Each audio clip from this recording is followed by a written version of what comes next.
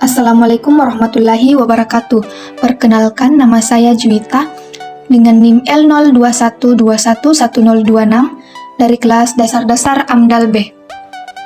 Adapun judul yang akan saya bahas mengenai kerangka acuan analisis dampak lingkungan atau KANDAL, rencana kegiatan pembangunan pembangkit listrik tenaga gas uap atau PLTGU.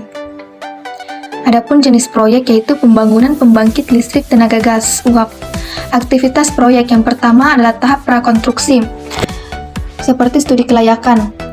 Studi kelayakan merupakan serangkaian kegiatan pengumpulan informasi yang selanjutnya digunakan sebagai dasar dalam penetapan rancangan teknis dan penyusunan studi kelayakan pembangunan PLTGU. Yang kedua, sosialisasi rencana kegiatan. Sosialisasi rencana kegiatan dilakukan oleh sosialisasi pengadaan lahan pada daerah seperti rumah pompa, pipa air pendingin, dan jalan akses kepada para pemilik lahan dan nelayan. Yang ketiga, pengadaan lahan.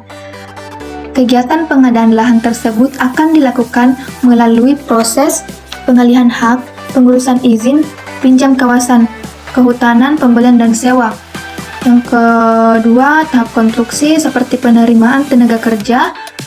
Penerimaan tenaga kerja dengan keterampilan khusus dilakukan secara terbuka melalui rekrutmen internal kontraktor, sedangkan mekanisme penerimaan tenaga kerja dengan keterampilan terbatas dilakukan berdasarkan harapan masyarakat lokal dalam proses konsultasi publik. Selanjutnya, pematangan lahan. Yang ketiga adalah aktivitas proyek tahap operasional. Yang pertama adalah penerimaan tenaga kerja operasi. Penerimaan tenaga kerja pada tahap operasi meliputi kegiatan operasional untuk FSRU dan pelabuhan khusus, pengoperasian PLTGU dan pengoperasian jaringan transmisi dan gardu induk tegangan ekstra tinggi. Yang kedua, pengoperasian FSRU. FSRU atau Floating Storage and Regasification Unit. Selanjutnya, operasional tersus. Jadi tersus hanya digunakan pada saat keadaan darurat, pada saat pemeliharaan instalasi PLTGU yang memerlukan penggantian equipment besar dan berat yang hanya bisa diangkut melalui jalur laut. Nah, selanjutnya adalah komponen lingkungan yang berdampak. Yang pertama, prakonstruksi seperti sosial ekonomi dan sosial budaya. Yang kedua, konstruksi seperti sosial ekonomi, sosial budaya, kesehatan masyarakat. Yang ketiga, operasional seperti sosial ekonomi, sosial budaya, biota perairan, dan kesehatan masyarakat. Adapun dampak lingkungan yang pertama adalah prakonstruksi, yang menimbulkan dampak perubahan pola mata pencaharian masyarakat, khususnya yang bekerja sebagai petani atau petambak dan buruh tani atau buruh tambak.